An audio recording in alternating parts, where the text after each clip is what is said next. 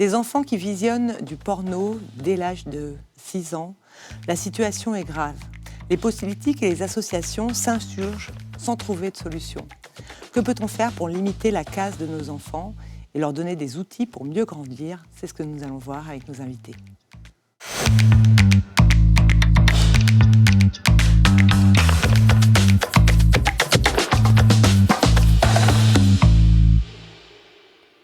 Thomas Romer, vous êtes directeur fondateur de Open, l'Observatoire de la parentalité et de l'éducation numérique. Bonjour. Bonjour. Maëlle Chaland-Belval, vous êtes présidente de Comitis, un organisme d'éducation à la vie affective et sexuelle. Et Maria Hernandez-Mora, psychologue clinicienne, et vous êtes spécialiste de l'addiction à la pornographie. Et puis Jeanne Patureau, journaliste au Figaro étudiant. Bonjour. Bonjour. Vous allez nous parler, faire un petit peu le contexte de la situation. Oui, tout à fait, parce que la consommation de contenu pornographique a explosé chez les mineurs en quelques années. Et pour évoquer ce sujet, il est important d'avoir quelques chiffres en tête. Un jeune sur 3 aujourd'hui a déjà vu du porno avant l'âge de 12 ans. 60% des garçons, 40% des filles regardent du porno au moins une fois tous les 2 voire 3 mois. Et puis c'est peut-être le plus inquiétant, près de la moitié des garçons disent regarder ces contenus pour s'informer sur la sexualité. Il y a donc un vrai enjeu pédagogique.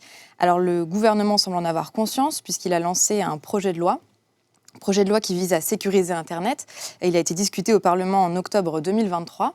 Et concernant le volet sur la lutte contre la consommation de pornographie chez les jeunes, l'objectif est assez simple, obliger les consommateurs à prouver qu'ils sont majeurs au moment où ils souhaitent accéder au site.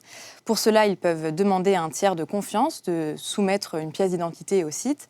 Tout est anonyme et le tiers de confiance n'est pas censé savoir qu'il s'agit d'un site pornographique, afin de rassurer le consommateur. Donc c'est une formule qui existe dans pas mal d'autres pays, mais qui malheureusement jusque-là n'a pas beaucoup fonctionné. Thomas Romer, la pornographie est interdite, normalement au moins de 18 ans. Alors elle n'est pas interdite.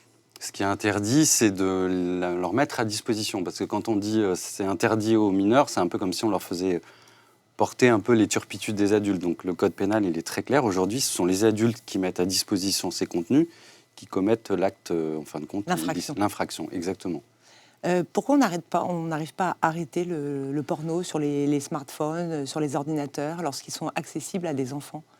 Je pense que vous avez dit un mot clé. On voit bien que depuis de nombreuses années, il y a une corrélation dans les courbes en termes de consommation de pornographie et de rajeunissement en même temps en âge du premier smartphone. Selon les études qu'on fait à l'Open, on est désormais en fin de CM1, en moyenne en France, quel que soit le milieu social, lorsque les enfants ont un smartphone. Et donc on voit bien que cette courbe, elle est complètement corrélée à la consommation de pornographie. Donc il y a déjà un vrai questionnement Nous, on invite régulièrement les parents à se questionner au moment de l'équipement en smartphone, parce que ce n'est pas un acte anodin en 2023 d'équiper un jeune enfant de ce genre d'outils. Et puis en parallèle, si vous voulez, nous, ça fait 10 ans qu'on se bat sur ce sujet. Et on ne peut pas dire que les personnes qui se succèdent les uns après les autres au poste de ministre en charge de ces sujets nous viennent beaucoup en aide. On avait travaillé avec le législateur en 2020 pour faire modifier la loi, en la rendant beaucoup plus simple et applicable. Ce n'est pas moi qui le dis, c'est la Cour de cassation qui a rendu un arrêt au mois de janvier dernier qui disait que la loi en France était très claire, très précise et s'appliquait.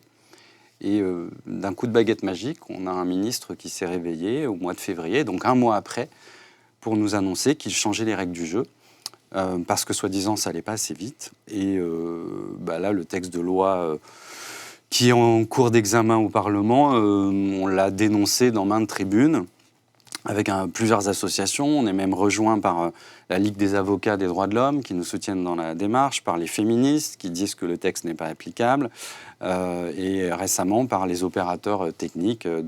L'idée, c'est de demander une pièce d'identité aux personnes qui consultent ces sites, c'est ça ? En fin de compte, tout l'enjeu, on voit bien que c'est l'enjeu qui est propre à la régulation d'Internet aujourd'hui. La question, c'est de se poser, à partir du moment où les adultes, nous autres, avons décidé qu'il y avait des espaces qui ne devaient pas être accessibles aux mineurs, c'est comment on permet cette régulation-là et cette vérification. Mais ce qui est très paradoxal avec Internet, c'est qu'en fin de compte, on voit bien qu'il y a des différences d'enjeux.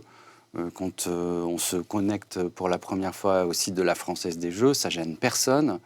de venir déposer une pièce d'identité. Mais là, comme on parle de contenu pornographique, il semblerait que ça soit un peu plus touchy pour pas mal d'adultes de éventuellement imaginer qu'on pourrait savoir qui consulte quoi et comment.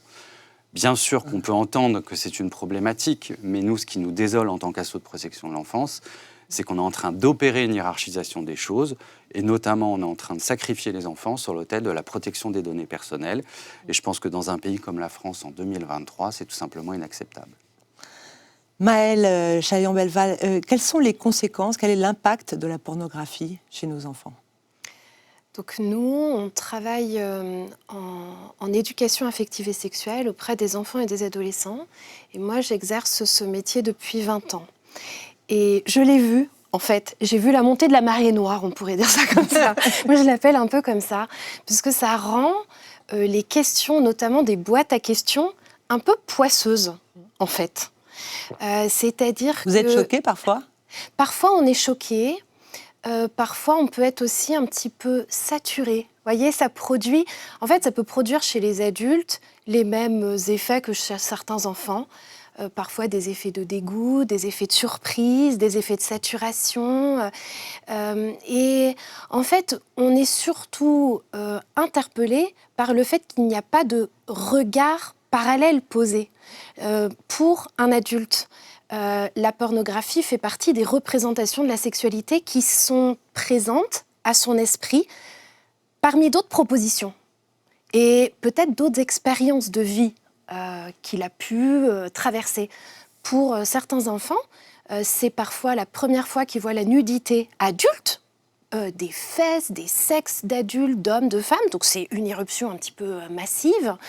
Et c'est la première fois, évidemment, qu'ils voient des représentations d'actes sexuels dans une variété, parfois une incongruité, une violence, un zoom qui pour nous est une construction. On peut pour certains d'entre nous faire la part des choses et comprendre que c'est une fiction, c'est un scénario.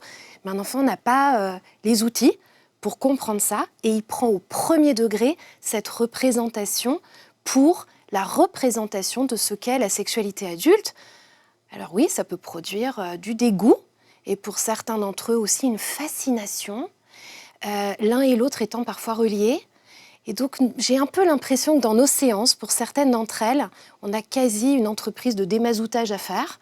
C'est-à-dire, on doit un peu nettoyer tout ça. On est obligé de s'y attaquer avant de pouvoir reparler du respect du corps, avant de pouvoir reparler de la puberté. Il faut avoir parlé de sodomie, d'éjaculation faciale et j'en passe, avant de parler des signes de la puberté. Donc c'est vrai que c'est pas toujours facile sur le plan aussi éducatif et pédagogique parce que s'invitent, malgré nous et malgré eux, des contenus qu'on aimerait pouvoir resituer dans un contexte plus global. Maria Hernandez-Mora, il y a aussi un autre phénomène qui peut survenir, c'est l'addiction tout simplement à la pornographie. Exactement. C'est de plus en plus fréquent ? Oui, malheureusement, c'est de plus en plus fréquent. Alors moi, mon expérience clinique, moi je travaille dans une unité que j'ai fondée pour traiter de manière spécialisée les addictions à la pornographie, donc à l'hôpital Simone Veil dans le 95, et aussi à l'association des Clics que nous avons fondée. Et de ce que je vois dans le 90% de nos patients, c'est qu'ils ont tous commencé l'addiction en âge prépubère. Et que cette addiction qu'ils ont développée, ça fait souvent 15, 20, 25 ans qu'ils l'ont derrière eux et qui est née au moment d'un contact précoce avec la pornographie. Avant la puberté. Avant la puberté. Donc je rejoins ce que Thomas disait, cette idée qu'il faut protéger les enfants plutôt que protéger les adultes, parce que ce que je constate, c'est que le contact précoce avec la pornographie est le facteur de risque le plus important pour développer une addiction plus tard. Et en effet, toute cette confusion dans le rapport à la sexualité, au corps, aux pulsions, au désir, à la douleur, parce que dans la pornographie, il y a une association dramatique entre plaisir et violence. Donc, toute cette confusion que l'enfant vit sans pouvoir avoir des réponses alternatives, etc., va provoquer en lui, susciter en lui des questions que si cet enfant n'a pas la chance d'avoir une intervenante qui vient lui expliquer qu'en fait, c'est pas comme ça et l'aider à déconstruire pour reconstruire une sexualité saine, en fait, l'enfant, il garde cette curiosité en lui. Il revient pour tenter de comprendre un petit peu plus. Le corps s'active, le système cérébral se met en route, notamment le système de la récompense avec la dopamine, qui donc petit à petit peut se déréguler et donner lieu à l'addiction. Il faut chaque fois, un peu comme la drogue, finalement, un peu plus loin, un peu plus, exactement, plus trash, en fait. C'est-à-dire que, imaginez, il y a eu beaucoup d'études qui ont été faites sur le cerveau adulte lorsqu'il consomme de la pornographie. On a vu qu'un cerveau adulte face à du contenu pornographique réagit avec la même intensité que s'il prend du crack. Pourquoi ? Parce que le contenu pornographique est pensé pour activer le cerveau d'une manière très très puissante. Imaginez qu'il active en plus notre système cérébral le plus puissant, que c'est celui de la sexualité, depuis des millénaires et des millénaires.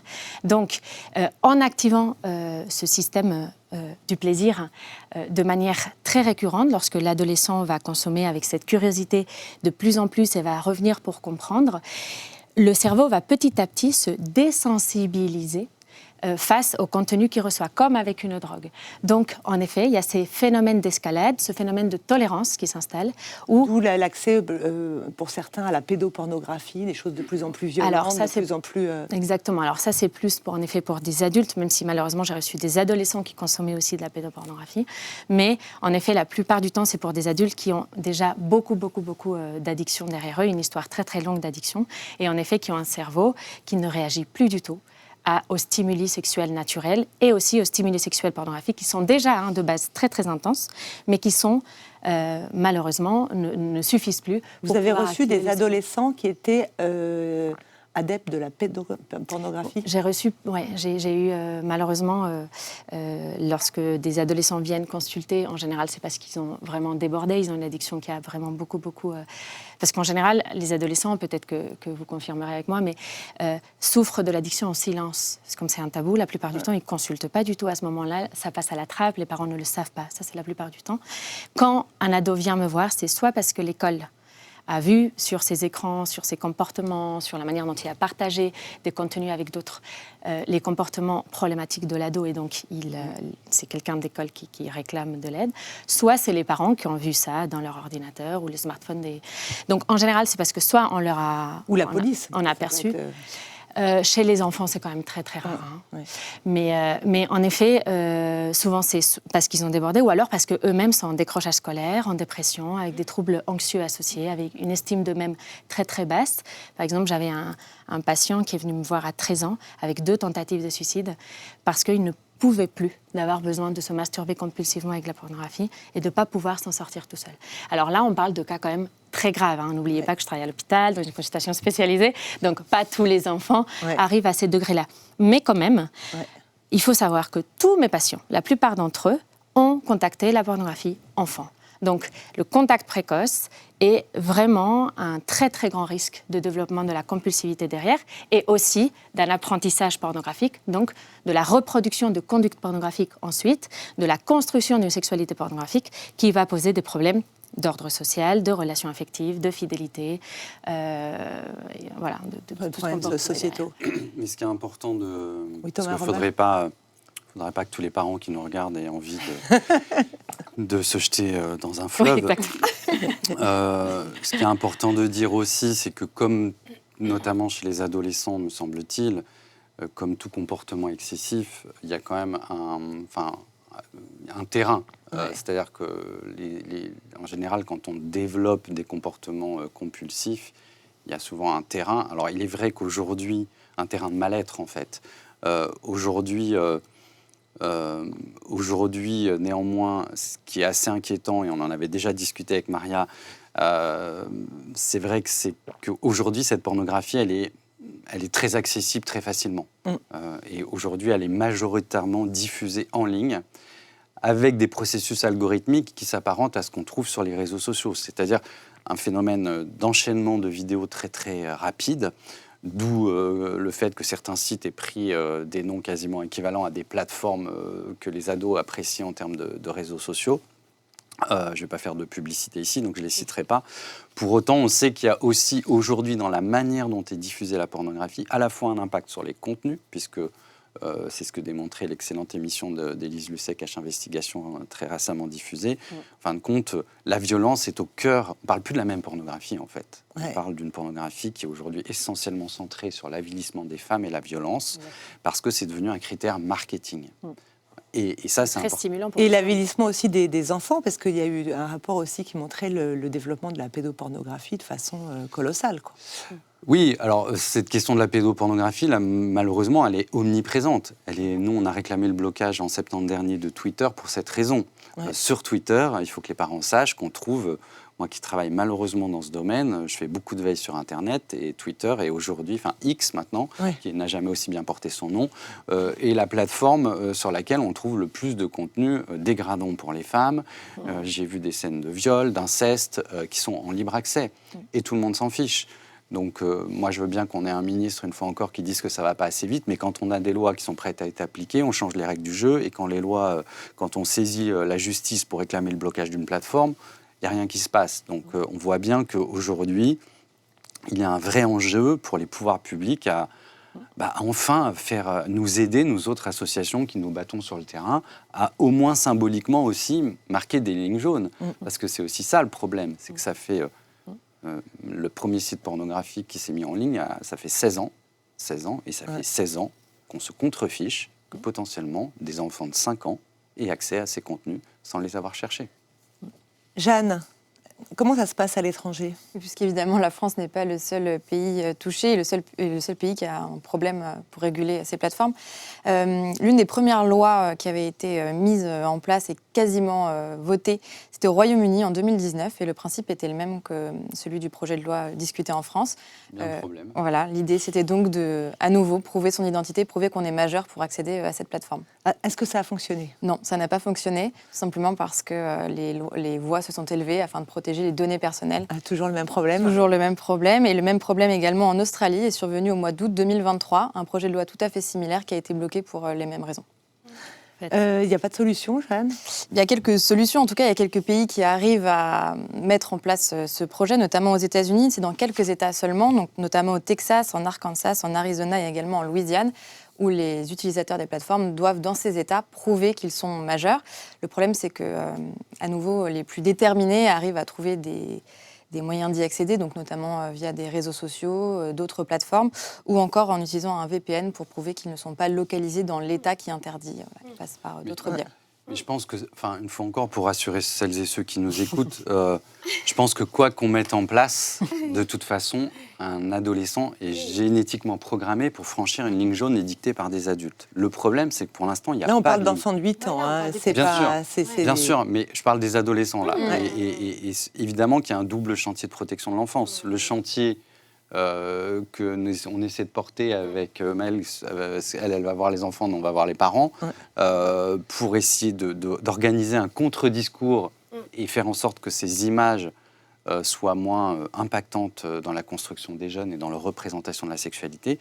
Et puis d'un autre côté, il y a un enjeu en effet législatif et technique, mais on voit bien qu'on va dans un mur, puisque, sans plagier M. El-Kabbach, parce que tout simplement, on a vu des pays qui ont voulu mettre en place ce qui a été mis en place en France, et ça ne fonctionne pas. Et pour l'instant, les États-Unis sont les plus en pointe. Maria Hernandez, que peuvent faire les parents ? Qu'est-ce qu'on peut dire aux parents ?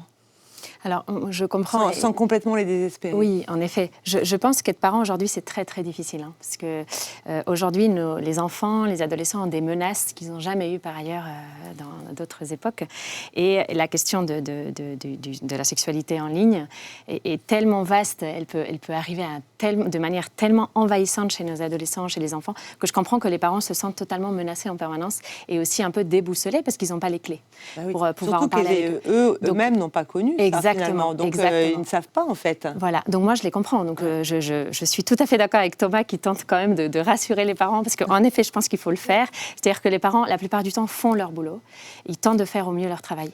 Maintenant, je pense qu'une priorité c'est que les parents se forment et s'informent sur comment, déjà, quel est le développement psychosexuel d'un enfant, quelles sont les phases de ce développement-là, qu'est-ce qui est normal ou pas normal chez l'enfant pour pouvoir aussi le comprendre, comment en parler avec lui en fonction de son stade de développement, comment l'aider à faire l'expérience, moi je dis souvent ça aux parents, dès le bain, dès la toute petite enfance, à faire l'expérience que leur corps, moi je dis souvent aux parents, on a beaucoup entendu « mon corps m'appartient ».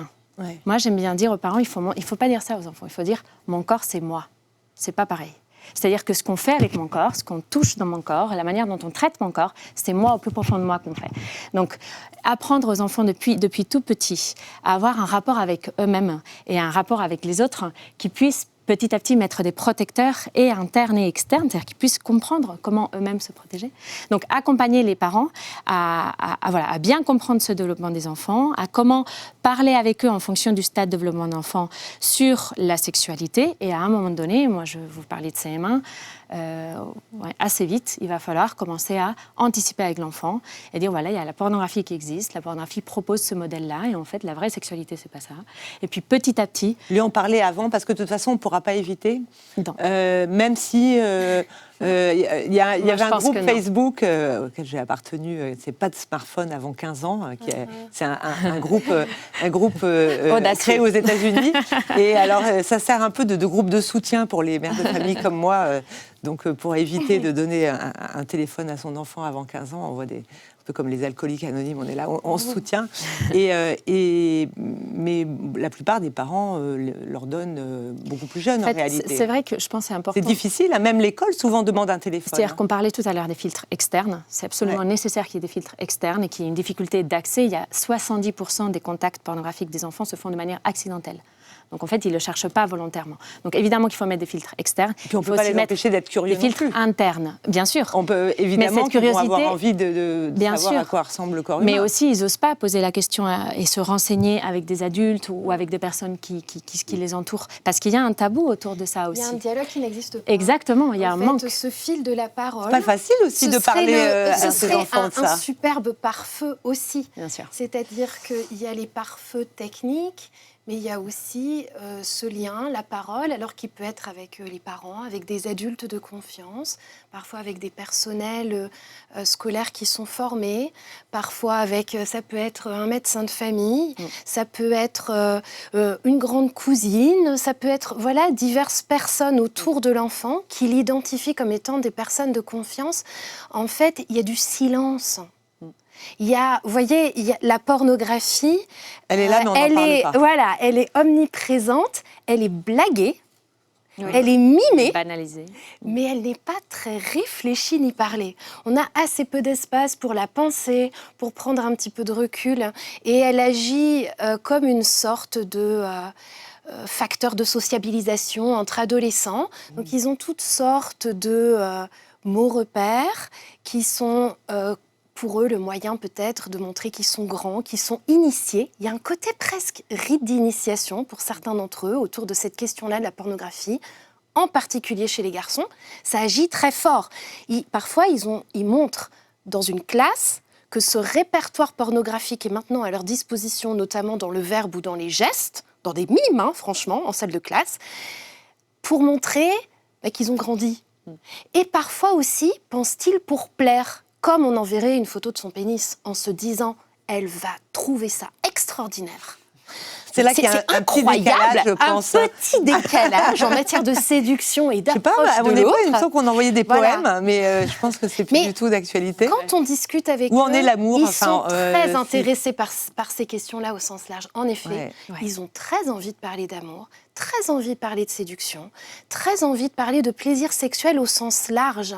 Comment bien faire l'amour, comment avoir du plaisir, donner du plaisir à l'autre, comment prendre soin de quelqu'un, comment être sûr qu'il ne me trompe pas, qu'est-ce qu'on fait quand on a un chagrin d'amour. Toutes ces questions-là font vraiment partie de leur répertoire. En fait, il reste, voyez, faire attention à ne pas imaginer que les ados sont devenus des pervers ou des obsédés. Vous voyez, moi, c'est un peu ma parce peur. que l'âge de la première relation sexuelle est toujours aussi tardive. On parle de 17 ans. Comme si on faisait advenir une sorte de monstre. Vous voyez, il aurait vu des images et en fait... Oui, alors ça, moi, je dénonce un petit peu ces études qui nous sembleraient dire que... Des pipeaux. Bah non, c'est pas ça, mais c'est quand on tombe par relation sexuelle. Et Oui. pendant très longtemps, la relation sexuelle a été identifiée au simple coït. Or, Vaginal. voilà. Et là, il se passe plein de choses avant, D'accord. entre le cours de maths et de physique. Donc, il faut quand même en avoir conscience. Il faut comme Le catalogue est peut-être un peu daté Voilà. dans la Ouais, manière il- dont on spécifie les gestes sexuels. il faudrait les parler de pratiques pratique. sexuelles. Ouais. Voilà, Voilà, de les Pratique pratiques sexuelle. Et puis, il y a aussi, sans doute, ça a des influences sur d'autres domaines, notamment la prostitution des ados, en fait, qui s'est aussi beaucoup développée. Est-ce que c'est dû aussi à la pornographie? Alors, nous, on travaille beaucoup sur cette question avec une association qui est spécialisée, qui s'appelle Agir contre la prostitution des enfants. Il est vrai que on observe quand même un lien assez important entre une surconsommation de pornographie et des enfants qui pourraient adopter ces conduites à risque-là, même si il faut une fois encore relativiser, parce que les enfants qui vont jusqu'à franchir cette ligne jaune affreuse de la prostitution sont des enfants qui ont, pour la plupart d'entre eux, connu un parcours de vie très très chaotique, souvent été victimes d'abus sexuels dans leur enfance ou de choses qui n'ont pas été mises sur la table et dévoilées et qui viennent parfois expliquer ces conduites à risque dans une forme de résilience mise à l'épreuve. Et ça, c'est quelque chose d'affreux, qui est très préoccupant, mais qu'il faut aussi remettre en perspective. Une fois encore, j'essaie de rassurer celles et ceux qui nous on écoutent. essaie de terminer sur cette note Se un retenir peu... de punir aussi, Oui. peut-être, de manière systématique, Oui, c'est pour garder Ouais. une forme de confiance et pouvoir interdire sans être dans l'obsession punitive. et On va se garder- terminer sur cette note de relation. positive et d'espoir pour pas déprimer tous les parents qui nous regardent. Merci beaucoup d'avoir participé à cette émission et puis à très bientôt dans Paris d'école. Merci.